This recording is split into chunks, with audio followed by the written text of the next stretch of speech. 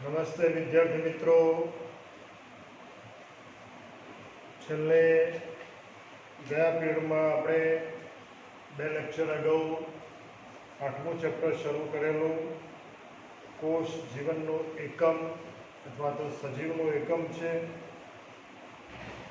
કોષ વિદ્યામાં ફાળો આપનાર વિવિધ વૈજ્ઞાનિકોના પરિચય, એમને સેલ બાયોલોજીમાં આપેલ મહત્ત્વ, એની આપણે વિગતે ચર્ચા કરી. ત્યાર પછી કોષવાદની પણ વાત કરી. ત્યાર પછી પ્રોકેરિયોટિક કોષ કે જેમાં નીલહરિત લીલ અને બેક્ટેરિયાનો સમાવેશ થાય છે, આદિ કોષ કેન્દ્રીય કોષ અથવા પ્રાથમિક કક્ષાનો કોષ કેન્દ્ર ધરાવતો પ્રોકેરિયોટિક કોષ, એની વિસ્તૃત રચના બરાબર એ આપણે વિગતે જોઈ. ત્યાર પછી મિત્રો આગળનો મુદ્દો છે, મેં તમને અગાઉ પણ કહ્યું હતું કે આ ચેપ્ટરમાં કોષમાં આવેલ વિવિધ અંગિકાઓનો અભ્યાસ છે. આપણે પ્રોકેરિયોટિક કોષની વાત કરી, હવે બાકી રહ્યો યુકેરિયોટિક કોષ, એટલે કે સુવિકસિત કોષ કેન્દ્ર ધરાવતો કોષ. એના બે ભાગ પડે અથવા તો એમાં બે કોષોનો સમાવેશ થાય, એક વનસ્પતિ કોષ અને બીજો પ્રાણી કોષ. આ બંનેની રચના, એનો વિગતવાર અભ્યાસ તમે પ્રાથમિક શાળામાં 8મા ધોરણ સુધીમાં અને માધ્યમિકમાં ધોરણ 9 કે 10માં પણ કરેલો છે. એના જ વાત ફરી પાછી ધોરણ 11માં આવે છે. અને બાયોલોજી વિષય સાથે તમે આગળ વધો તો તમારે વનસ્પતિ કોષ, પ્રાણી કોષ એનો ઉપયોગ સતત આવે છે. તો આપણે કોષમાં આવેલી વિવિધ અંગિકાઓ અથવા તો સજીવની સંગઠનની કક્ષાઓમાં આપણે કોષથી નીચે પણ ગયા હતા. કોષ અંગિકાઓનો બનેલો છે, અંગિકાઓ મહાણુની બનેલી છે, મહાણુ છે અણુના બનેલા છે, અણુ છે પરમાણુના બનેલા છે, પરમાણુ છે ઉપપરમાણુના બનેલા છે. આ બધી વાતો આપણે વિગતે ગઈ વખતે કરી. હવે વનસ્પતિ કોષ અને પ્રાણી કોષ કે જેનો સમાવેશ યુકેરિયોટિક કોષમાં થાય છે, આ બંને કોષ સુવિકસિત કોષ કેન્દ્ર ધરાવે છે. બરાબર, એનો આપણે પરિચય મેળવી લઈએ. ત્યાર પછી એ કોષોમાં આવેલ વિવિધ અંગિકાઓનો આપણે ક્રમશઃ સ્થાન, રચના, કાર્ય, આકૃતિ સહ સમજીએ. તો વિદ્યાર્થી મિત્રો, સૌથી પહેલાં આપણે જોઈ લઈએ વનસ્પતિ કોષ. હવે મિત્રો, તમારા માટે આ સંપૂર્ણપણે પુનરાવર્તિત મુદ્દો છે, છતાં પણ તમારે કાયમ માટે યાદ રાખવું જરૂરી છે. હવે વિદ્યાર્થી મિત્રો, તમે જુઓ આ વનસ્પતિ કોષ, એમાં આવેલ તમામ અંગિકાઓ એ નામ નિર્દેશિત કરેલી છે. એના ઉપરથી પણ તમને ખબર પડશે દરેક અંગિકા એ બાયોલોજીની ટર્મિનોલોજીમાં કયા નામથી ઓળખાય છે, એનાથી પણ તમારે પરિચિત થવું જરૂરી છે. એ પણ આમાં આપ્યું છે. હવે આ વનસ્પતિ કોષ અને ત્યાર પછી આપણે જોઈશું પ્રાણી કોષ. બંનેમાં આપણે કોષની બહારની તરફથી શરૂ કરી અંદરની તરફ એ વિવિધ અંગિકાઓનો અભ્યાસ કરવાનો છે. ખાસ ધ્યાન રાખજો, બહારથી અંદરની તરફ જઈએ છે. આમાં આવેલી બધી જ અંગિકાઓનો પાછો વિગતવાર અભ્યાસ, સ્થાન, રચના, કાર્ય, આકૃતિ સહ આપણે આ ચેપ્ટરમાં એક પછી જોવાનું છે. હવે વિદ્યાર્થી મિત્રો, હું જ્યાં આગળ જે પોઈન્ટ આઉટ કરું છું એ બધી જ અંગિકાઓ, રચનાઓ ખૂબ ધ્યાનથી જોજો, ઓળખજો. વનસ્પતિ કોષ અને પ્રાણી કોષ જોયા પછી આપણે એક પછી એક અંગિકાનો અભ્યાસ શરૂ કરીશું. એ વખતે તમારા મગજમાં આખી આકૃતિ ક્લિયર હોવી જોઈએ કે કઈ અંગિકા કયા કોષમાં હાજર, ગેરહાજર અને કયા સ્થાને આવેલી છે. બરાબર, એની પણ આપણે જોડે જોડે ચર્ચા કરીશું. હવે અહીંયા આગળ વિદ્યાર્થી મિત્રો યાદ રાખજો, અહીંયા આગળ આવો બહુકોણીય વનસ્પતિ કોષ તમે જોઈ રહ્યા છો. બરાબર, હવે એક કોષ, એની બાજુમાં બીજો કોષ, ત્રીજો કોષ, એમ પાસે ગોઠવાય, પેશીમય રચના બને. એ કોષોની ગોઠવણી અહીં પણ મેં બતાવેલી છે. હવે એક વનસ્પતિ કોષ બીજો ત્રીજો પાસે ગોઠવાયેલો છે.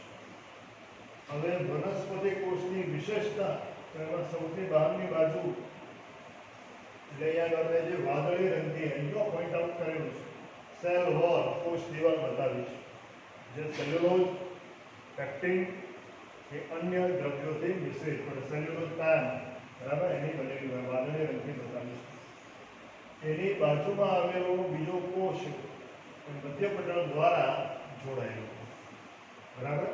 અને આ કોષ દિવાલની અંદરની તરફ કોષરસ પડ હોય અને એની અંદરની તરફ કોષરસ હોય એમાં વિવિધ અંગિકાઓ જે આપણે હવે પછી જોવાના છે ત્યાં આવેલી બરાબર.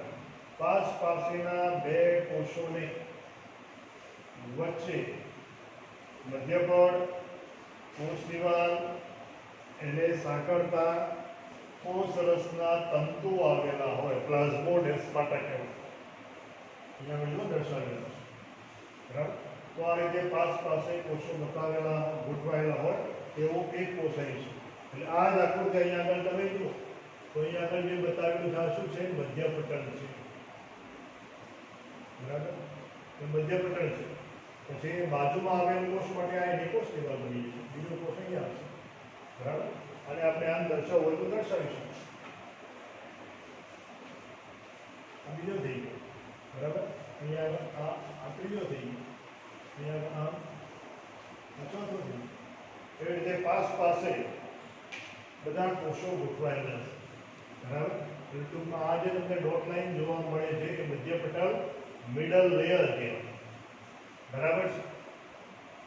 આ બાજુના કોષમાં આ રહ્યો એની આ કોષ દિવાલ, આ જે કોષ છે એની આ કોષ દિવાલ ખ્યાલ આવી ગયો.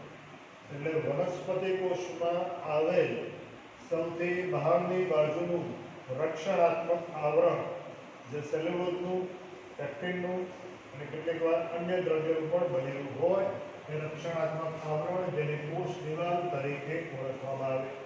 જે યુકેરિયોટિક કોષમાં માત્ર અને માત્ર વનસ્પતિ કોષ ધરાવે, પ્રાણી કોષમાં એનો અભાવ બરાબર. હવે અહીંયા આગળ તમે જોજો, જો અહીંયા આગળ જે ગેપ કરીને બતાવીશ એ કોષરસ તંતુ છે એ મેં અહીંયા આગળ આ રીતે બતાવ્યું છે બરાબર, જેને પ્લાઝ્મોડેસ્માટા તરીકે પણ ઓળખવામાં આવે છે બરાબર. હવે અહીંયા આગળ તમે જુઓ આ કોષ દિવાલની અંદરની તરફ આવેલું પડ અથવા આવરણ જેને કોષરસ પટલ, કોષરસ પડ કે કોષરસ ત્વચા તરીકે ઓળખવામાં આવે છે, જે કોષ અને કોષની બહારની તરફ જરૂરી દ્રવ્યોની વિનિમય અથવા તો આપલેની ક્રિયા સાથે સંકળાયેલ અંગિકા છે. ત્યાર પછી અહીંયા આગળ જે વાદળી રંગથી તમને જોવા મળે છે તે બધું જ બરાબર એ કોષરસ છે. આ બધું જ વાદળી રંગથી તમને જે કાળા ટપકાયુક્ત રચના બધી જોવા મળે છે વાદળી રંગ એ બધો કોષરસ છે, સૌથી વધુ જથ્થો એનો. અને કોષરસમાં આ બધી વિવિધ અંગિકાઓ આવેલી છે. દરેક અંગિકા વિશિષ્ટ રચના ધરાવે છે, કેટલીક અંગિકાઓ ચોક્કસ સ્થાન પણ ધરાવે છે. એમાં આપણે વાત કરી કે કોષ દિવાલ હંમેશા વનસ્પતિ કોષમાં જ હોય અને સૌથી બહારની બાજુ એની અંદરની તરફ કોષરસ પડ જે અર્ધ પ્રવેશશીલ પટલ અને પસંદગીમાન પ્રવેશશીલ પટલ તરીકે વર્તે છે બરાબર. એની અંદર મોટા જથ્થામાં આવેલ કોષરસ એની આપણે વાત બરાબર. ત્યાર પછી હવે બાકીની બધી અંગિકાઓ એક પછી જોઈએ છે. હવે જોજો આ આખી રચના તમને જોવા મળે છે તે ધ્યાન રાખજો, બધી આગળ ફરે છે કે કોષ કેન્દ્ર છે ન્યુક્લિયસ. ફરી સમજી લો આ ન્યુક્લિયસ છે. કેટલાક કોષોમાં એક કોષ કેન્દ્ર હોય, કેટલાકમાં બે હોય, કેટલાકમાં બે કરતાં વધુ પણ હોય બરાબર. તો એ કોષ કેન્દ્ર આવેલું છે ન્યુક્લિયસ. હવે કોષ કેન્દ્રમાં આવેલી અન્ય રચનાઓ છે એ પણ આપણે જોડે જોઈ લઈએ. તો આ બધી જે તમને રચનાઓ જોવા મળે છે એમાં આવેલા રંગસૂત્ર છે ક્રોમોઝોમ. બરાબર, જેના ઉપર જનીનો ગોઠવાયેલા હોય જે, બરાબર. એટલે કોષ કેન્દ્રમાં આવેલ રચનાઓ પૈકી એક રંગસૂત્ર.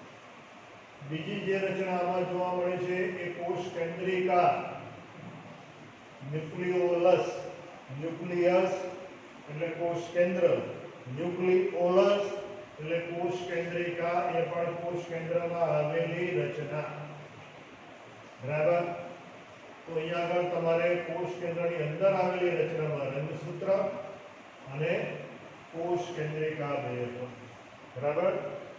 એમાં કોષ કેન્દ્રિકા પ્રોટીન સંશ્લેષણમાં કામ કરે, રિબોસોમલ આરએનએ. ત્યાર પછી આ કોષ કેન્દ્રની બહારની તરફ અમારી આંગળી ફરે છે તે આ ધ્યાન રાખજો. એક પટલમય તંત્ર અથવા તો આવરણ આવેલું હોય. બરાબર. જેમ અહીંયા આગળ આપણે વાત કરી કે કોષ રસની આજુબાજુ અથવા તો કોષ દિવાલની અંદરની તરફ એક પટલમય તંત્ર આવેલું હોય જેને કોષ રસ પડ, કોષ રસ ત્વચા કે કોષ રસ પટલ તરીકે ઓળખ્યું. એની આજુબાજુ કોષ રસની આજુબાજુ. એવી રીતે અહીંયા આગળ કોષ કેન્દ્રની આજુબાજુ આ કોષ કેન્દ્રની રચના કહેવાય. એની આસપાસ આવેલ પટલમય તંત્ર એને કહેવાય કોષ કેન્દ્ર પટલ. આગે આ જે આખી રચના છે એને કોષ કેન્દ્ર પટલ તરીકે ઓળખવામાં આવે. ધ્યાન રાખજો, અમારી આંગળી ફરે છે એ જ, બીજી નહીં. આ કોષ કેન્દ્રિકા, રંગસૂત્રયુક્ત કોષ કેન્દ્ર, એની બહારની તરફ આવેલું આવરણ એ કોષ કેન્દ્ર પટલ તરીકે ઓળખવામાં આવે, જે માત્ર ને માત્ર યુકેરિયોટિક કોષોમાં જ હોય.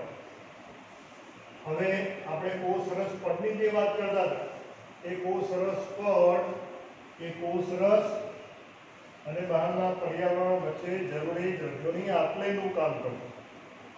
અહીં આગળ આ જે કોષ કેન્દ્ર પટલ છે એ કોષ કેન્દ્ર અને કોષ રસ એ બંનેમાં જરૂરી દ્રવ્યોનો વિનિમય કે આપલેની ક્રિયા સાથે સંકળાયેલ પટલમય તંત્ર છે.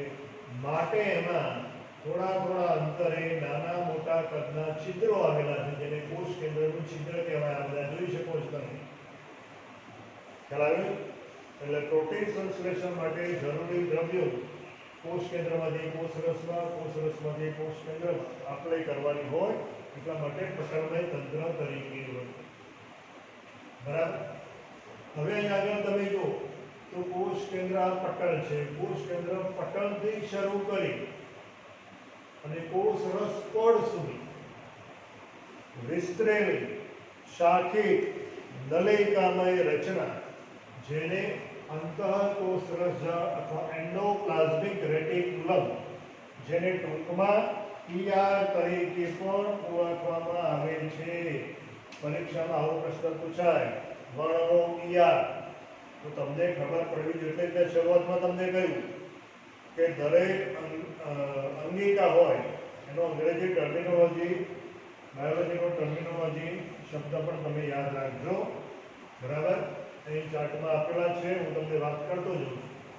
એટલે અહીંયા આગળ તમે જો કોષ કેન્દ્ર પટલથી શરૂ કરી અહીંયા આગળ કોષ રસ પટલ બંને વચ્ચે આવેલી શાખિત નલિકામય રચના જેને અંતઃકોષ રસજાળ તરીકે ઓળખવામાં આવે છે. આજે બે બતાવી છે.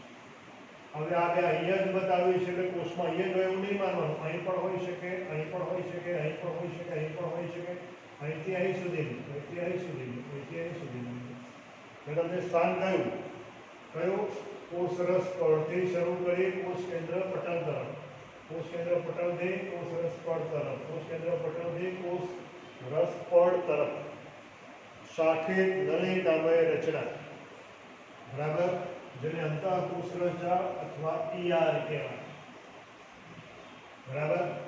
ત્યાર પછી મોટી વિસ્તૃત રચના જે માત્ર ને માત્ર વનસ્પતિ કોષ જ ધરાવે.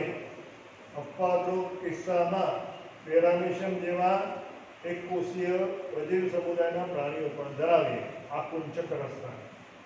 બરાબર. પરંતુ વનસ્પતિ કોષમાં મોટી સુવિકસિત ધાની રસયુક્ત રસદાની જોવા મળે, જેને વેક્યુલ કહેવાય. ધ્યાન રાખજો, આ નોટ કર્યું, બરાબર. એ દાની રસયુક્ત હોય, જેમાં મહત્તમ પાણી, બરાબર. એટલે જેને આપણે રસદાની તરીકે ઓળખીએ છીએ.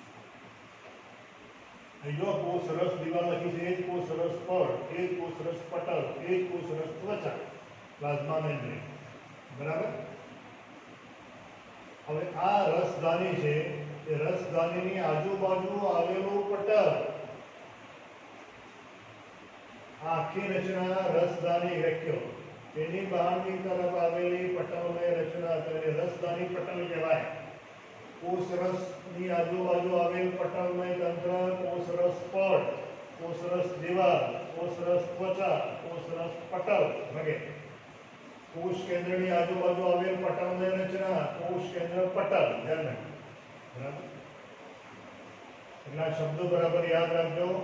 આ રસદાની પટલ કહેવાય અથવા રસદાની પડ. આ પોતે રસદાની છે, બરાબર. આ ઉપરાંત કોષરસમાં મુક્તપણે આવેલ રચના, અહીંયા આગળ જે બતાવ્યું છે, એને ગોલ્ગી કાય અથવા ગોલ્ગી એપરેટસ, ગોલ્ગી સંકુલ પણ કહેવાય. કેમિલો ગોલ્ગી નામના વૈજ્ઞાનિકે સૌથી પહેલા ઘુવડના ચેતાકોષમાં જોયું, માટે પોતાના નામ ઉપરથી આ અંગિકાને નામ આપ્યું ગોલ્ગી કાય, બરાબર. એ આ રીતે કોષરસમાં હોય. હવે આ અંગિકા એવી છે કે એનું સ્થાન નિશ્ચિત ન હોય, કે અહીં પણ હોઈ શકે, અહીં પણ હોઈ શકે, અહીં પણ હોઈ શકે, અહીં પણ હોઈ શકે, બરાબર. એટલે તમે આકૃતિમાં અહીં બતાવો, અહીં બતાવો તો પણ ખોટું નથી. આગળ આ જે રચના બતાવી છે એને હરિતકણ તરીકે ઓળખવામાં આવે, જે માત્ર ને માત્ર વનસ્પતિ કોષ ધરાવે, પ્રાણી કોષમાં ગેરહાજર, બરાબર. પ્રકાશ સંશ્લેષણની ક્રિયા માટે જરૂરી રંજક દ્રવ્યો યુક્ત, બરાબર. માટે વનસ્પતિને આપણે કેવી કહી છે? સ્વાવલંબી કહીએ છીએ. તો આવા હરિતકણ પણ આવેલા, બરાબર. ત્યાર પછી જો આપણે જે અંતઃકોષરસ જાળની વાત કરી, એ અંતઃકોષરસ જાળના બે પ્રકાર આપણે પાછળ વિગતે જોવાના છીએ. એ બે પ્રકારમાં, એક એના ઉપર રિબોઝોમની હાજરીને આધારે અંતઃકોષરસ જાળના બે પ્રકાર પડે. એક કણિકામય અને બીજો છે કણિકા વિહીન.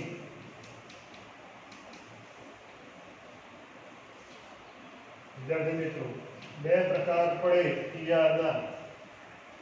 જો એમાં રિબોઝોમની હાજરી હોય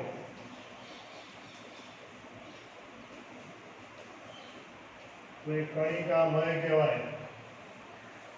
અને જે ઈયાળની સપાટી પર રિબોઝોમ આવેલા ન હોય માટે એને કણિકા વિહીન અથવા તો લીસી ઈઆર પણ કહેવાય. અને રફ ઈઆર અને સ્મૂથ ઈઆર, એટલે આર ઈઆર પણ આને કહેવાય છે વિદ્યાર્થી મિત્રો,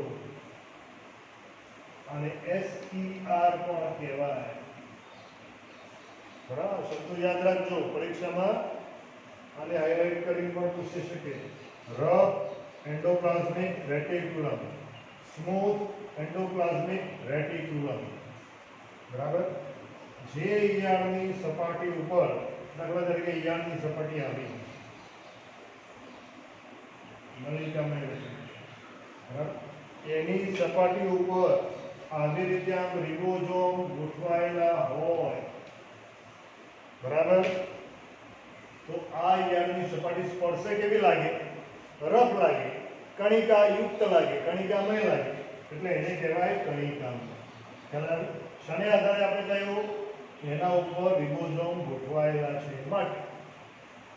આમ લીસું લોખંડ હોય, એના ઉપર હું કોઈ વસ્તુ ચોંટાડી દઉં અને પછી તમે એના ઉપર હાથ ફેરવશો, તમને લીસું લાગશે નહીં? લાગે, પછી ખરબચડું લાગશે, રફ સપાટી લાગશે. એમ અહીંયા આગળ ઈયાળની સપાટી ઉપર રિબોઝોમ ગોઠવાયેલા હોય, પરિણામે એ ઈયાળ એ કણિકામય લાગે, રફ સપાટી યુક્ત લાગે, એટલે એને કણિકામય ઈયાળ કહેવાય અથવા રફ એન્ડોપ્લાઝમિક રેટિક્યુલમ કહેવાય. જે ઈયાળની સપાટી ઉપર આવી રીતે રિબોઝોમ ગોઠવાયેલા ન હોય, બરાબર, તો એ ઈઆરની સપાટી રફ લાગશે નહીં લાગે, કારણ કે એની ઉપર રિબોઝોમ ગેરહાજર છે, એટલે સ્પર્શે લીસી લાગશે, એટલે એને ઈઆર કેવી લાગે? સ્પર્શે લીસી, માટે એને લીસી ઈઆર કહેવાય. અથવા એના ઉપર રિબોઝોમ નથી ગોઠવાયેલા એટલે કણિકા વગરની લાગે છે, એટલે કણિકા વિહીન ઈઆર પણ કહેવાય, લીસી ઈઆર પણ કહેવાય, જેને અંગ્રેજીમાં સ્મૂથ એન્ડોપ્લાઝમિક રેટિક્યુલમ તરીકે પણ ઓળખવામાં આવે. આ રિબોઝોમના સ્થાનમાં યાદ રાખજો અહીં હોય, અહીં હોય આ ઈઆરમાં, બરાબર. એટલે અહીંયા આગળ તમે જુઓ, કોષ રસ પડતી શરૂ કરી કોષ કેન્દ્ર પટલ તરફ આ રીતે ઈઆર વિસ્તરેલી હોય. એ પૈકી કેટલીક કણિકામય હોય, એટલે કે રિબોઝોમ યુક્ત હોય, કેટલીક કણિકા વિહીન, જેના ઉપર રિબોઝોમ આવેલા હશે પ્રકાશ સંશ્લેષણની પ્રોટીન સંશ્લેષણની ક્રિયા સાથે સંકળાયેલા, બરાબર. હવે હાલ જ આપણે વાત કરતા હતા કે રિબોઝોમ નામની અંગિકા, જે આપણે સૌથી પહેલી અંગિકા તરીકે જોવાની છે. તો અહીંયા આગળ તમે જુઓ, આ મેં કહ્યું વાદળી રંગનું બતાવ્યું છે, સૌથી મોટો હિસ્સો એ શું છે? કોષરસ છે. આ વાદળી રંગનો સૌથી મોટો ભાગ એ પણ એક પ્રકારની અંગિકા છે, બરાબર, એ પણ આપણે જોવાના છે. તો આ કોષરસની અંદર પણ રિબોઝોમ છૂટાછવાયા ગોઠવાયેલા હોય. આ ઉપરાંત એ કણાભસૂત્રમાં પણ હોય, હરિતકણ ઉપર પણ હોય, અને કણિકામય ઈઆર ઉપર પણ હોય. એટલે રિબોઝોમ નામની અંગિકાનું સ્થાન પૂછાય, તેનું સ્થાન એક કરતાં વધારે સ્થાને જોવા મળે છે. એક તો કોષરસમાં મુક્તપણે તો હોય જ, બરાબર. આ ઉપરાંત કણાભસૂત્ર ઉપર પણ હોય, હરિતકણ ઉપર પણ હોય, અને કણિકામય ઈઆર ઉપર પણ હોય, આરઈઆર ઉપર પણ હોય. ઈસીઆર ઉપર ના હોય, ધ્યાન રાખજો, હાલ જ આપણે તમને સમજાવીશું, બરાબર. એટલે તે રિબોઝોમ અંગિકા પણ આવી. આ જે નાની રચના જોવા મળે એ પણ આ રસધાની છે. રસધાનીઓ કેટલીક સૂક્ષ્મ પણ હોય, કેટલીક વિસ્તૃત મોટા કદની પણ હોય. એટલે આ સુવિકસિત રસધાની જ્યાં પ્રમાણમાં અલ્પ વિકસિત રસધાની તરીકે ઓળખાય. ત્યાર પછી જે આ રચના જોવા મળે છે તમને કોષરસમાં આવેલી, એ કણાભસૂત્ર છે, માઇટોકોન્ડ્રિયા, બરાબર. મેં તમને કહ્યું હતું કે કેટલીક અંગિકાઓનું સ્થાન જ સુનિશ્ચિત છે, બરાબર. એટલે અહીંયા આગળ તમે જુઓ, આ રિબોઝોમ હરિતકણની જેમ કણાભસૂત્ર પણ કોષરસમાં મુક્તપણે આવેલું. એટલે એને તમે અહીં બતાવો, અહીં બતાવો, અહીં બતાવો, અહીં બતાવો, અહીં બતાવો, તો પણ કણાભસૂત્રનું સ્થાન સાચું છે, બરાબર. એટલે આ જે રચના જોવા મળે છે એ કણાભસૂત્ર માઇટોકોન્ડ્રિયા કહેવાય. કોષમાં શક્તિ નિર્માણની ક્રિયા સાથે સંકળાયેલી અંગિકા છે, બરાબર. કોષ રસમાં આવેલી. ત્યાર પછી હવે કોઈ અંગિકા વનસ્પતિ કોષમાં જોવા મળતી નથી. ફરી સમજી લો, જેટલી નામ નિર્દેશિત કરેલી છે બધી સમજાવી દીધી. સૌથી બહાર કોષ દિવાલ, એની અંદરનું આ આવરણ કોષ રસની બહારની તરફ અને કોષ દિવાલની અંદરની તરફ, એની કોષ રસ દિવાલ અહીં હોય. કાળા રંગની કોષ દિવાલ, જેની અંદરની તરફ અમારી આંગળી ફરે ત્યાં કોષ રસ પર હોય. આ જે બે રચના બતાવી એ કોષ કેન્દ્ર, એની અંદર બે રચનાઓ, રંગસૂત્રો અને કોષ કેન્દ્રિકા. એની બહાર આવેલ પટલમય તંત્ર, કોષ કેન્દ્ર પટલ, એ આપેલી ક્રિયા કરે છે, માટે એમાં છૂટાછવાયા નાના મોટા કદના છિદ્રો હોય, બરાબર. ત્યાર પછી કોષરસમાં મુક્તપણે આવેલી ગોલ્ગીકાય નામની રચના, બરાબર. પૂર્ણ વિકસિત મોટા કદની રસધાની, નાના કદની રસધાની, દાની રસયુક્ત, એમાં મુખ્યત્વે પાણી હોય. હરિતકણ, બરાબર, એ પણ કોષરસમાં મુક્તપણે હોય. એ પણ માત્ર વનસ્પતિ કોષમાં જોવા મળે. રસધાની પણ માત્ર વનસ્પતિ કોષમાં જોવા મળે, અપવાદરૂપ પેરામેશિયમમાં, મેં તમને કહ્યું. પછી ઈઆર એન્ડોપ્લાઝમિક રેટિક્યુલમ, કોષ કેન્દ્ર પટલથી શરૂ કરી કોષ રસ પડ સુધી વિસ્તૃત નલિકામય પોલી રચના. એના પાછા બે પ્રકાર પડે. એના ઉપર ગોઠવાયેલ રિબોઝોમને આધારે રિબોઝોમ યુક્ત, કણિકામય, રિબોઝોમ વિહીન, કણિકાવિહીન. કણિકામયને આરઈઆર પણ કહેવાય, રફ ઈઆર અને સ્મૂથ ઈઆર. રિબોઝોમ નથી માટે સ્પર્શ વિશિષ્ટ. આ છૂટાછવાયા એમાં આ રીતે કોષરસ તંતુ આવેલા જોડાણ થાય. ત્યાર પછી આ મોટો હિસ્સો આ વાદળી રીતે બતાવ્યું જેમાં બધી અંગિકાઓ આવેલી છે એ કોષરસ કહેવાય. બરાબર, અકળામસૂત્રની વાત થઈ ગઈ. તો આ રીતે કોષમાં, વનસ્પતિ કોષમાં આવેલ તમામ અંગિકાઓનો આપણે વિગતે અભ્યાસ કર્યો. હવે એની સરખામણીમાં આપણે પ્રાણી કોષ જોઈએ. વિદ્યાર્થી મિત્રો,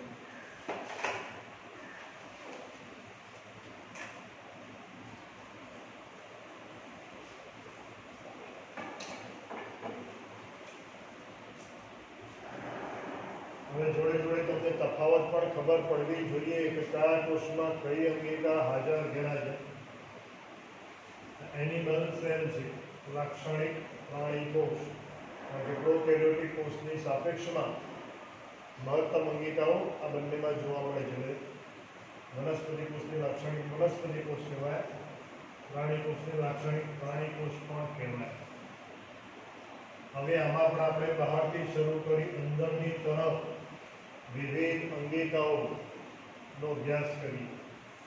હવે સૌથી બહાર આપણે જોઈએ તો અમારી આંગળી ભરે છે તે કોષ રસ પડ, કોષ રસ ત્વચા, કોષ રસ પટલ અથવા એને રસસ્તર પણ કહેવાય. યાદ રાખો. એટલે આના ઉપરથી તમે સમજી શકશો કે પ્રાણી કોષમાં કોષ દિવાલનો અભાવ છે. એટલે સૌથી બહારની તરફ કોષ દિવાલ આવેલી નથી. બરાબર, અહીં આગળ જે પીળા રંગથી બતાવ્યું છે કે બધો જ પ્રાણી કોષનો કોષ રસ છે. બરાબર, ત્યાર પછી એક પછી એક અંગિકાઓ જોઈએ તો આ મારી આંગળી ફરે એ આખી રચના કોષ કેન્દ્રની છે. એમાં પણ વનસ્પતિ કોષની જેમ આ રંગસૂત્રો બતાવ્યા છે, આ કોષ કેન્દ્રિકા બતાવી છે. એની આજુબાજુ આવેલ પટલમય તંત્ર એટલે કોષ કેન્દ્ર પટલ જે છિદ્રોયુક્ત, જેથી કરીને કોષ કેન્દ્ર અને કોષ રસ વચ્ચે દ્રવ્યોની આપલે થાય. જેમ અહીંયા આગળ કોષ રસ પડ અને કોષ કેન્દ્રની આજુબાજુ કોષ કેન્દ્ર પટલ. બરાબર, ત્યાર પછી અહીંયા આગળ જો કોષ રસ પડથી શરૂ કરી કોષ કેન્દ્ર પટલ તરફ વિસ્તૃત શાખિત પોલી નલિકામય રચના જેને અંતઃકોષ રસજાળ કહેવાય. હવે અહીં પણ હોઈ શકે, અહીં પણ હોઈ શકે, કે અહીં પણ હોય. મેં તમને હાલમાં કહ્યું જેને ઈઆર તરીકે ઓળખવામાં આવે. એના આ જ પ્રમાણે બધા બે પ્રકાર યાદ રાખવા. બરાબર, ત્યાર પછી અહીંયા આગળ જો તારા કેન્દ્ર. તારા કેન્દ્ર એ વિશિષ્ટ રચના છે જે માત્ર પ્રાણી કોષમાં જ હાજર, વનસ્પતિ કોષમાં ગેરહાજર, પરંતુ કેટલીક નિમ્ન કક્ષાની લીલ ફૂગ જેવી વનસ્પતિઓમાં જ તારા કેન્દ્ર જોવા મળે, બાકી સુવિકસિતમાં ગેરહાજર. એ કોષ વિભાજનની ક્રિયા માટે જરૂરી ક્રાક તંતુઓ ઉત્પન્ન કરવાની ક્રિયા સાથે સંકળાયેલી અંગિકા છે જે કોષ કેન્દ્રની બાજુમાં, એટલે આ કોષ કેન્દ્ર કયું એની બાજુ અહીં પણ બતાવાય, અહીં પણ બતાવાય, અહીં પણ બતાવાય. બરાબર, એ તારા કેન્દ્ર આવેલા હોય. ત્યાર પછી આ જે રચના છે તે બરાબર એ શું છે? કણાભ સૂત્ર છે. શક્તિ નિર્માણની ક્રિયા સાથે સંકળાયેલ આકારમાં આપણો તોડો અને એની અંદરની સપાટી જેવી જોવા મળે મગજના કોષોના જેવો છે. બરાબર, ત્યાર પછી અહીંયા આગળ તમે જો આ વિશિષ્ટ પ્રકારની રચના તમને અનિયમિત આકારની કોથળી જેવી જે લાઇસોઝોમ તરીકે ઓળખવામાં આવે. વનસ્પતિ કોષમાં હોય, આમાં બરાબર એ લાઇસોઝોમ જેને આત્મઘાતી કોથળી તરીકે ઓળખવામાં આવે, જેમાં વિઘટન કરવા માટે, પાચન કરવા માટેના જરૂરી પાચક ઉત્સેચકો. રસદાની હાલત મેં વાત કરી. પ્રાણી કોષમાં ગેરહાજર હોય, અપવાદરૂપ તરીકે પેરામેશિયમમાં જોવા મળે.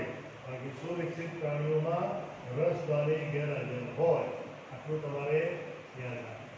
ત્યાર પછી ગોલ્ગી કાય નામની રચના જે વનસ્પતિ કોષમાં હોય છે, એ જ રીતે આ એ પણ કોષ રસમાં હોય. એટલે આ અહીં બતાવી છે રમતમાં, અહીં બતાવો, અહીં બતાવો, અહીં બતાવો, તો પણ એ સાચું, કશું ખોટું નહીં. બરાબર. તો આ વનસ્પતિ કોષ અને પ્રાણી કોષ, એમાં આવેલી આપણે વિવિધ અંગિકાઓનો અભ્યાસ કર્યો. બરાબર. તે પહેલાં આપણે પ્રોકેરિયોટિક કોષનો પણ અભ્યાસ કર્યો. હવે વિદ્યાર્થી મિત્રો, આના ઉપરથી તમે સમજી શકશો કે યુકેરિયોટિકના આપણે બંને કોષોનો અભ્યાસ કર્યો. એ બંને કોષોમાં કઈ સામ્યતા, કઈ ભિન્નતા, એ તમને પૂરેપૂરી ખબર હોવી જોઈએ, જેથી કરીને આપણે આ બંને કોષોમાં આવેલ વિવિધ અંગિકાઓનો અભ્યાસ શરૂ કરીએ. એટલે કઈ અંગિકા કયા કોષમાં કયા સ્થાને આવેલી છે, એ તરત જ આપણને ખબર પડવી જોઈએ. હવે આ બંને કોષોનો અભ્યાસ કર્યા પછી આ બંને કોષોની આપણે તુલના કરીએ કે કયા કોષમાં કઈ અંગિકા હાજર છે, કઈ અંગિકા ગેરહાજર છે. તો એના માટે સૌથી પહેલાં આપણે એ તુલના કરતા તુલનાને આધારે આપણે સરળતાથી તફાવત તારવીશું. તો અહીંયા આગળ મારે તફાવતને લખવાની જરૂર નહીં પડે, કારણ કે આ સંપૂર્ણપણે પુનરાવર્તિત મુદ્દો છે. અહીંયા આગળ તમે વનસ્પતિ કોષ અને પ્રાણી કોષ એનો તફાવત આ રીતે દર્શાવી શકો. તેમાં સૌથી પહેલો તફાવત તો આપણે લઈ કોષ દિવાલ. હાલ જ આપણે વાત કરી કે કોષ દિવાલ એ માત્ર ને માત્ર વનસ્પતિ કોષ ધરાવે, પ્રાણી કોષમાં ગેરહાજર. અને વનસ્પતિ કોષમાં જે આવેલી હોય સેલ્યુલોઝ, પેક્ટિન ની બનેલી હોય. બરાબર. જ્યારે પ્રાણી કોષમાં તો એનો સંપૂર્ણપણે અભાવ છે. એટલે પહેલો બે કોષો કયા કયા? યુકેરિયોટિકના બે કોષો વચ્ચેનો તફાવતનો પહેલો મુદ્દો. વનસ્પતિ કોષનો કોષરસ હોય એ પ્રમાણમાં ઓછો ઘટ્ટ હોય, એટલે વધુ પ્રવાહીયુક્ત હોય. એની સાપેક્ષમાં પ્રાણી કોષનો કોષરસ એ વધુ ઘટ્ટ હોય. ત્રીજો તફાવત, વનસ્પતિ કોષમાં મોટા કદની સુવિકસિત રસધાનીઓ હોય, પ્રાણી કોષમાં એનો અભાવ હોય. અપવાદરૂપ કેસમાં પેરામિશિયમ જેવા પ્રજીવ સમુદાયના પ્રાણીઓમાં નાના કદની આકુંચક રસધાની સ્વરૂપે હોય. બરાબર. વનસ્પતિ કોષમાં વિવિધ રંજક દ્રવ્યો આવેલા હોય, જેનો પ્રાણી કોષમાં અભાવ. માટે તો વનસ્પતિને આપણે પોષણની બાબતમાં સ્વાવલંબી કહીએ છીએ, કારણ કે પ્રકાશ સંશ્લેષણની ક્રિયા કરી ખોરાક બનાવે છે. એની સાપેક્ષમાં વનસ્પતિમાં હરિતકણ નામની અંગિકા નથી, જે હરિત દ્રવ્ય ધરાવે છે. બરાબર. માટે પોષણની બાબતમાં કેવી છે? પરાધીન.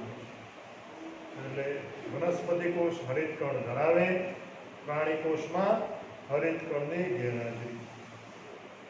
આગળનો તફાવત વિદ્યાર્થી મિત્રો જોઈએ તો તારા કેન્દ્રનો છે. વનસ્પતિ કોષમાં તારા કેન્દ્ર આવેલું હોતું નથી. અપવાદરૂપ કેસમાં લીલ, ફૂગ જેવી નિમ્ન કક્ષાની વનસ્પતિઓમાં જ હોય, જ્યારે પ્રાણી કોષમાં કોષ કેન્દ્રની પાસે તારા કેન્દ્ર આવેલું હોય. બરાબર. એનું સારામાં સારું ઉદાહરણ શુક્રકોષમાં 2ની સંખ્યામાં તારા કેન્દ્રો હોય, પ્રચલન કરવા માટે જરૂરી શક્તિ મેળવવા માટે. જ્યારે એની સાપેક્ષમાં અંડકોષમાં આવું તારા કેન્દ્ર હોતું નથી.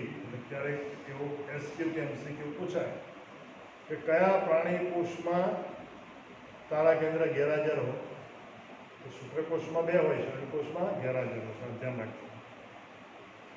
આ ઉપરાંત ગોલ્ગી કાય, તો ગોલ્ગી કાય નામની અંગિકા બંને યુકેરિયોટિક કોષમાં હાજર છે, પરંતુ વનસ્પતિ કોષમાં ગોલ્ગી કાય એ રસધાની યુક્ત હોય છે. બરાબર. એટલે એને ડિક્ટિયોઝોમ કહેવાય છે.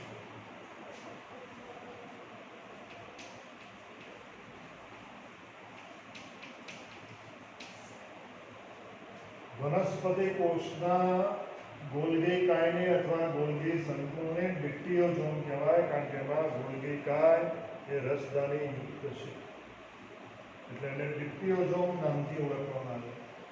જ્યારે પ્રાણી કોષમાં રસદાનીઓનો અભાવ છે, આપણે કહ્યું, એટલે રસદાનીમાં પ્રાણી કોષમાં રસદાની ન હોવાને લીધે ગોલ્ગી કાયને ગોલ્ગી કાય તરીકે જ ઓળખવામાં આવે છે. વનસ્પતિ કોષ છેલ્લો તફાવત એ પ્રમાણમાં કેવો હોય? બરડ હોય, અને એની સંખ્યા એની સાપેક્ષમાં પ્રાણી કોષ એ થોડો નરમ. તો આ રીતે વનસ્પતિ કોષ અને પ્રાણી કોષ એમાં આટલો પાયાનો તફાવત રહેલો છે, જે તમારે ખાસ યાદ રાખવું. આ ઉપરાંત જીવરસની અગાઉ પણ આપણે વાત કરી કે જીવરસ એ કોષનું ઘડતર કરનાર મુખ્ય પદાર્થ છે, જેના બે મુખ્ય ઘટક કહેવાય. જીવરસ માટે પ્રોટોપ્લાઝમ શબ્દ છે, કોષરસ માટે સાયટોપ્લાઝમ શબ્દ છે. એટલે જીવરસના બે ઘટક કયા? એક કોષ કેન્દ્ર અને કોષરસ, ન્યુક્લિયસ અને સાયટોપ્લાઝમ. તો જીવરસ દ્વારા કોષનું ઘડતર થાય છે, અને કોષનું ઘડતર કરનાર મુખ્ય પદાર્થ જીવરસ કહેવાય. એના બે ભાગ, કોષ કેન્દ્ર અને કોષરસ. આટલું તમારે યાદ રાખવું. હવે વિદ્યાર્થી મિત્રો, આપણે પ્રોકેરિયોટિક કોષ, યુકેરિયોટિકના બંને કોષ એટલે ત્રણે ત્રણ કોષ પૂરા થયા. બરાબર? આ કોષમાં આવેલ વિવિધ અંગિકાઓનો એક પછી એક અભ્યાસ હવે આપણે કરીએ છીએ. એમાં સૌથી પહેલી અંગિકા, જેને રિબોઝોમ તરીકે ઓળખવામાં આવે. જો તમારી બુકમાં રિબોઝોમને પહેલા આપ્યું છે, પછી બે કોષો આપ્યા છે, લાક્ષણિક વનસ્પતિ કોષ અને પ્રાણી કોષ. પણ આપણે પહેલા તમને કોષ સમજાવી દીધા, પછી કોષમાં આવેલ વિવિધ અંગિકાઓનો આપણે વિગતે અભ્યાસ જોઈએ. એમાં સૌથી પહેલી અંગિકા, જેને રિબોઝોમ તરીકે ઓળખવામાં આવે, અને એની સાથે સાથે સમાવિષ્ટ વિશિષ્ટ રચનાઓ, એનો પણ આપણે અભ્યાસ જોડે જોડે કરી રહ્યું છે.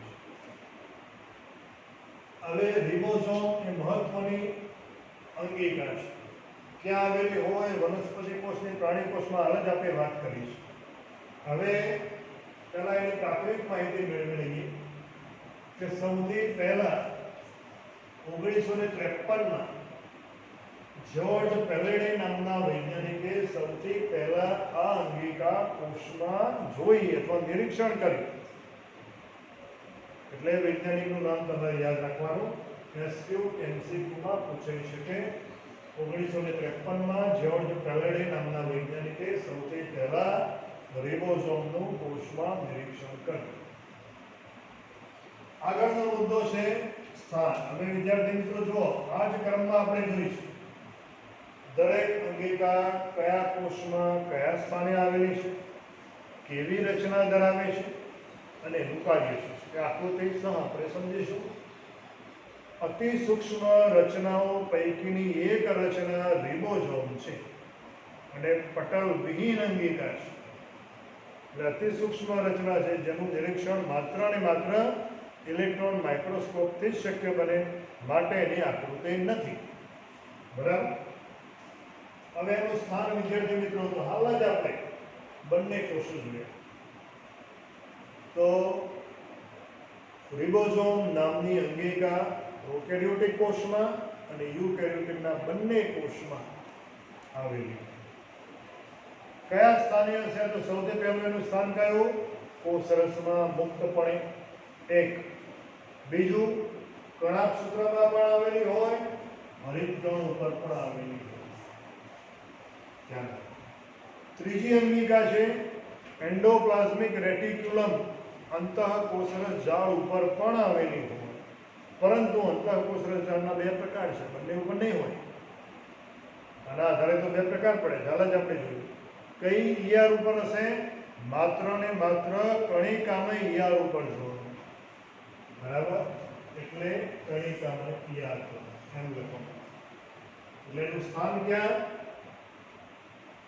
પ્રોકેરિયોટિક અને યુકેરિયોટિક કોષમાં એક તો કોષરસમાં, બીજું આ બંને અંગિકાઓ અને આ ત્રીજી અંગિકા માત્ર ને માત્ર યુકેરિયોટિકમાં જ હોય. એટલે પ્રોકેરિયોટિકમાં નથી, એટલે નથી એને લખવાની કોઈ જરૂર નથી. એટલે યુકેરિયોટિક કોષમાં હરિતકણ પર કણાભસૂત્રમાં અને કણિકામાં ERની સપાટી ઉપર આ અંગિકા ગોઠવાયેલી હોય છે. બરાબર? એનું સ્થાન થઈ ગયું. હવે રચના જોઈએ. આ અંગિકા કેવી છે? તો પ્રોકેરિયોટિક કોષમાં કોષરસ પણ સાથે જોડાયેલ છે, કારણ કે કોષરસમાં એનું સ્થાન છે એની આજુબાજુ આવેલ પટલને કર્યું. હવે એનું કદ આ એસક્યુ કે એમસીક્યુમાં પૂછાય તો યાદ રાખવાનું. એકમ છે નેનોમીટર. 15 થી 20 નેનોમીટર જેટલું કદ ધરાવે. કારણ કે જુદા જુદા કોષોમાં અંગિકાઓનું કદ જુદું જુદું હોઈ શકે. એટલા માટે એનું કદ 15 થી 20 નેનોમીટર છે એમ કહેવાય. અને એ છે બે એના પેટા એકમ ધરાવે. બે જુદા જુદા પેટા એકમનું રિબોઝોમ બનેલું છે એવું કહેવામાં આવ્યું. હવે એમાં એક તો રિબોન્યુક્લિક એસિડ અને પ્રોટીન. રિબોન્યુક્લિક એસિડ એટલે RNA. બરાબર? એના બે પેટા એકમોમાં RNA અને પ્રોટીનની બનેલી હોય. હવે પ્રોકેરિયોટિક કોષ, આદિ કોષ કેન્દ્રિક કોષ એટલે કેવો? પ્રાથમિક કક્ષાનું કોષ કેન્દ્ર ધરાવતો કોષ. લીલ અને બેક્ટેરિયામાં હોય છે તેની વાત છે. એ બે પેટા એકમનું બનેલું રિબોઝોમ હોય. એમાં એક પેટા એકમ નાનો, એક પેટા એકમ મોટો હોય. નાનો પેટા એકમ 30S નો બનેલો હોય, મોટો પેટા એકમ 50S નો બનેલો હોય. આને કોઈ 505 સમજતા નહીં કે આને 305 સમજતા નહીં. આ S છે, ધ્યાન રાખજો. બરાબર? S for સ્વેડબર્ગ આંક. સ્વેડબર્ગ આંકની સંજ્ઞા છે S, ધ્યાન રાખજો. સ્વેડબર્ગ એ વૈજ્ઞાનિકનું નામ છે, એના ઉપરથી સ્વેડબર્ગ આંક દર્શાવવામાં આવે છે. એટલે બે નાના પેટા એકમ પ્રોકેરિયોટિક કોષમાં, એ પૈકી નાનો પેટા એકમ 70 અને 30S કદનો હોય અને મોટો પેટા એકમ 50S નો હોય. એ મળીને 70S એ આદિકોષ કેન્દ્રીય કોષમાં રિબોઝોમ થાય. એની સાપેક્ષમાં યુકેરિયોટિક કોષમાં એ પણ બે પેટા એકમનો બનેલો ખરો, પણ એ બે પેટા એકમમાં સ્વેડબર્ગ આંકમાં તફાવત છે. નાનો પેટા એકમ સામા યુકેરિયોટિક કોષમાં 40S નો બનેલો હોય, 40 સ્વેડબર્ગ આંકનો. જો પ્રોકેરિયોટિક કોષમાં નાનો 30S નો બનેલો હતો, યુકેરિયોટિક કોષમાં 40S નો બનેલો હોય. અને યુકેરિયોટિક કોષમાં મોટો પેટા એકમ એ 60S નો બનેલો હોય, પ્રોકેરિયોટિકમાં મોટો પેટા એકમ 50S નો બનેલો હોય. માટે યુકેરિયોટિક કોષમાં રિબોઝોમ એ CS ના હોય. પ્રોકેરિયોટિક કોષમાં રિબોઝોમ 70S ના હોય. બરાબર? આ યાદ રાખવાનું. આવો પણ ટૂંકો પ્રશ્ન કે MCQ પૂછાય. પ્રોકેરિયોટિક કોષમાં રિબોઝોમ 70S ના હોય, યુકેરિયોટિક કોષમાં 80S ના હોય. પેટા એકમ પૂછે તો પ્રોકેરિયોટિકમાં 30 અને 50S, યુકેરિયોટિક કોષમાં 40 અને 60S. જેનો સરવાળો કરીને નથી મૂકવાનો, ધ્યાન રાખજો. એટલે અહીંયા આગળ સ્વેડબર્ગ નામના વૈજ્ઞાનિક એણે આ રિબોઝોમ નામની અંગિકાનું સૌથી પહેલા અવસાદન કરે. હવે અવસાદન માટે સેડિમેન્ટેશન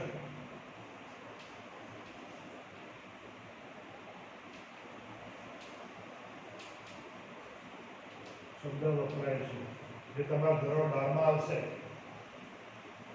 એટલે બાકીના ઘટકોથી આ ઘટકને અલગ તારવવા માટેની એક ક્રિયા.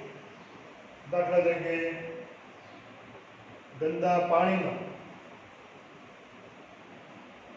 ગટરનું પાણી પણ હોય, ઉત્સર્ગ દ્રવ્યો પણ હોય, કેટલાક નાના મોટા કદના ઘન સ્વરૂપના દ્રવ્યો પણ હોય. એ બધા પાણીના પ્રવાહમાં તણાતા તેનું ગારણ કર્યા પછીના તબક્કામાં એ મોટા દ્રવ્યમાન ધરાવતા ઘન સ્વરૂપના કણો હોય એ ઠારીને તળિયે બેસી જાય તેને અવસાદનની ક્રિયા. એટલે મોટા કદના ઘન દ્રવ્યોને અલગ તારવવા માટેની એક પ્રકારની ક્રિયા. એટલે જુદા જુદા ઘટકોમાંથી વધુ દ્રવ્યમાન ધરાવતા ઘટકોને અલગ તારવવાની ક્રિયા એને અવસાદન કહેવાય. એટલે અહીંયા આગળ આ સ્વેડબર્ગ નામના વૈજ્ઞાનિકે સૌથી પહેલા રિબોઝોમનું અવસાદન કરેલું. એટલે સ્વેડબર્ગનું પ્રદાન નોટસમાં પૂછાય તો પણ બરાબર. એટલે એસ જે સંજ્ઞા છે એ રિબોઝોમના અવસાદનનું માપ રજૂ કરે છે. આ તમારે યાદ રાખવાનું. આ ઉપરાંત હાલ જ આપણે વાત કરી કે યુકેરિયોટિક કોષમાં હરિતકણમાં અને કણાભસૂત્રમાં બંને અંગિકાઓમાં પણ આ રિબોઝોમ જોવા મળે છે. એ 70S ના હોય આટલું યાદ રાખવાનું. ભલે યુકેરિયોટિક કોષમાં હોય પરંતુ એ 70S કદના હોય છે. એટલે પછી બાકી શું રહ્યું? તો યુકેરિયોટિક કોષમાં કોષરસમાં આવેલા જે રિબોઝોમ હશે એ 80S ના હશે.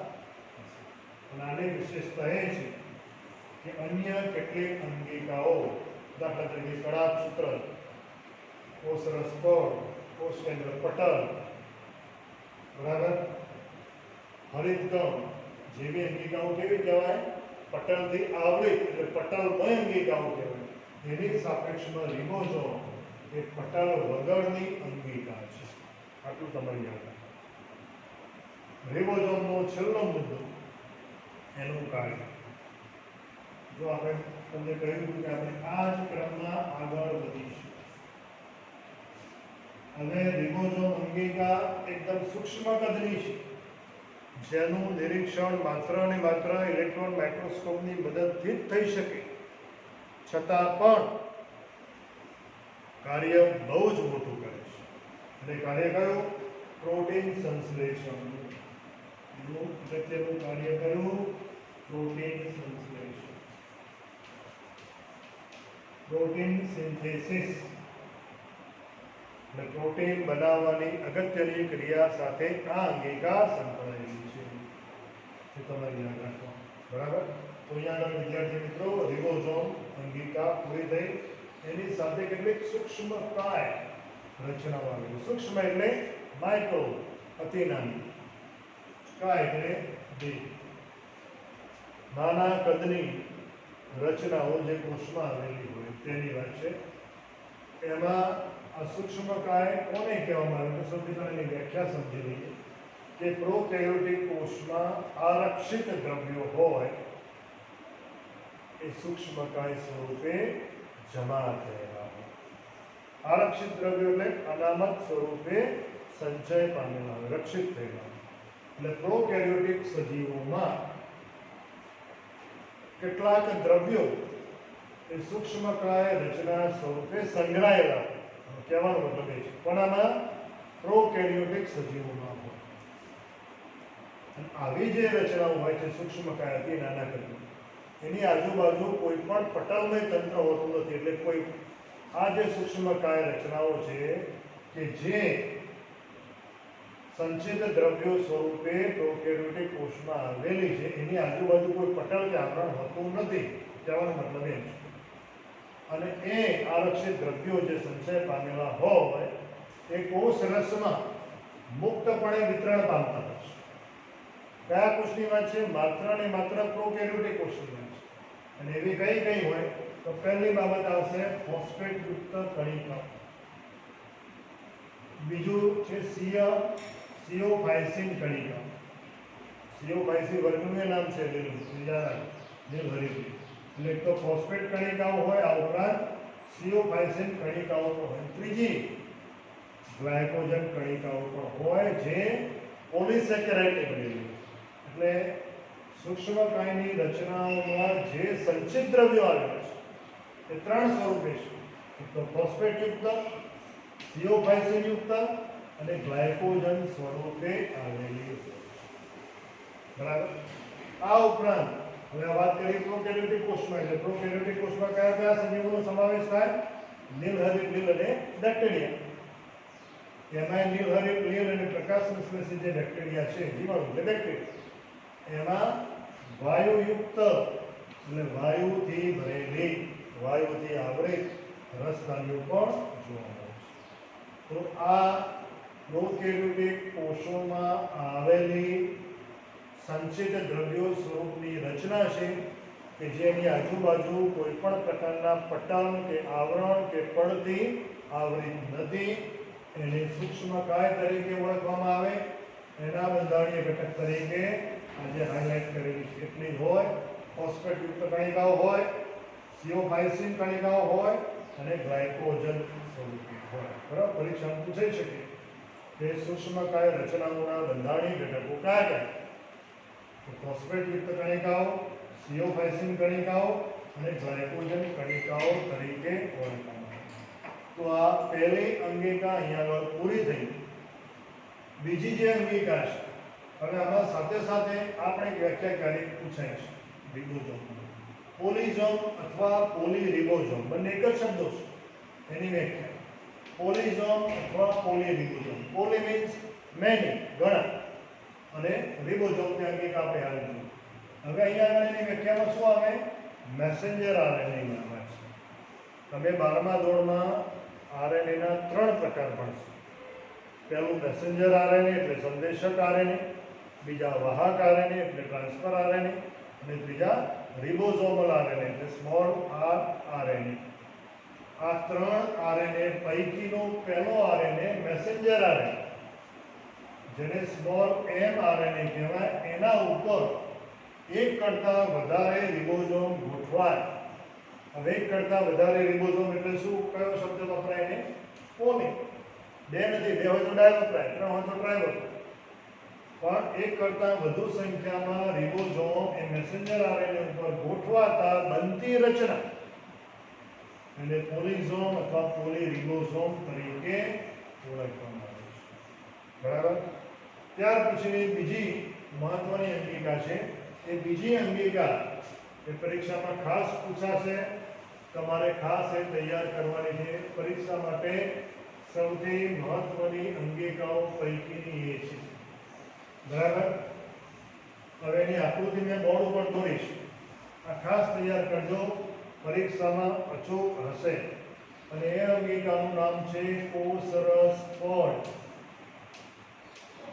જો એક કરતાં વધુ નામથી એ ઓળખાય છે કોષરસ પડ અથવા રસસ્તર અથવા કોષરસ પટલ અથવા કોષરસ ત્વચા, જેને પ્લાઝ્મા મેમ્બ્રેન પણ કહેવાય. જો 4 જુદા જુદા પર્યાય નામ છે. કોષરસ પડ, કોષરસ પટલ, રસસ્તર, કોષરસ ત્વચા એટલે કે પ્લાઝ્મા મેમ્બ્રેન. બરાબર. આ અંગિકા પરીક્ષા માટે સૌથી મહત્વની, સૌથી લાંબી, જટિલ રચના છે. હવે એનું આપણે સ્થાન જોઈ લઈએ. તો આ અંગિકા ક્યાં જોવા મળશે? વનસ્પતિ કોષ અને પ્રાણી કોષ, એનો વિગતે અભ્યાસ, એનો તફાવત, એ બધું આપણે જોયું. આ અંગિકા આપણને ક્યાં જોવા મળશે?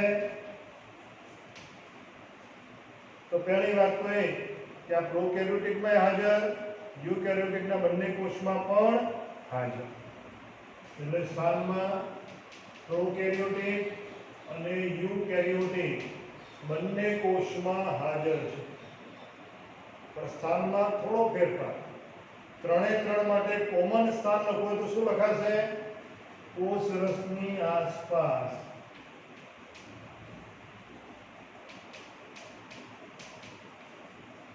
ધ્યાન રાખજો. કોષ રસ અંગિકા હમણાં જ આપણે જોઈ ચાર્ટમાં. તો કોષ રસની આજુબાજુ આવેલ પટલમય રચના એટલે એને કોષ રસ પડ અથવા કોષ રસ પટલ. હવે કોષ રસ એ તો ત્રણે ત્રણ કોષમાં આવેલું છે. કોષ અને પ્રોકેરિયોટિકમાં છે, યુકેરિયોટિકના બંને કોષમાં છે. એટલે કોમન આપણે સ્થાન કેવું હોય શું કહેવાય? કોષ રસની આસપાસ. માત્ર ને માત્ર વનસ્પતિ કોષ માટે કેવું હોય તેનું સ્થાન? આ તો ખરું જ, પણ એ સિવાય કોષ દિવાલની અંદર, બરાબર છે, કોષ દિવાલની અંદરની તરફ. કારણ કે વનસ્પતિ કોષમાં સૌથી બહારનું રક્ષણાત્મક આવરણ કયું થશે? કોષ દિવાલ. કોષ દિવાલની અંદરની તરફ એ કોષ રસ પડ આવેલો છે. પરંતુ પ્રાણી કોષ માટે કેવું હોય તો? આ તો ખરું જ કે કોષ રસની આસપાસ. એ સિવાય કેવું હોય તો? પ્રાણી કોષમાં સૌથી બહારનું આવરણ.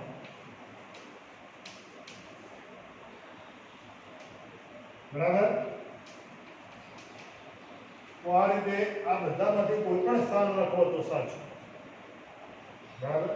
એટલે બધા કોષ માટે જનરલ લખવું હોય તો આવું લખી શકાય કે કોષ રસની આસપાસ આવેલ પટલમય તંત્ર. બરાબર? એનો ઇતિહાસ છે. જુદા જુદા વૈજ્ઞાનિકોએ સમયાંતરે પોતાના મત મુજબ જુદા જુદા કાલ્પનિક મોડેલ કોષ રસ પડના રજૂ કર્યા. બરાબર? એ કાલ્પનિક મોડેલની વાત તો આપણે પછી કરીશું. પરંતુ એ ત્રણે ત્રણ મોડેલ પૈકીના જે સૌથી મહત્વનું છે અને સૌથી વધુ સ્વીકાર્ય મોડેલ છે એનું નામ છે ફ્લુઇડ મોઝેઇક મોડેલ.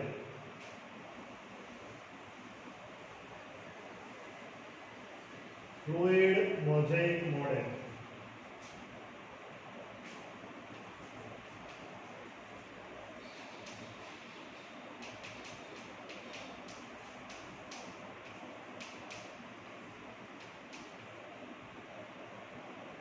આ બે વૈજ્ઞાનિકોએ સંયુક્ત રીતે આપેલું છે.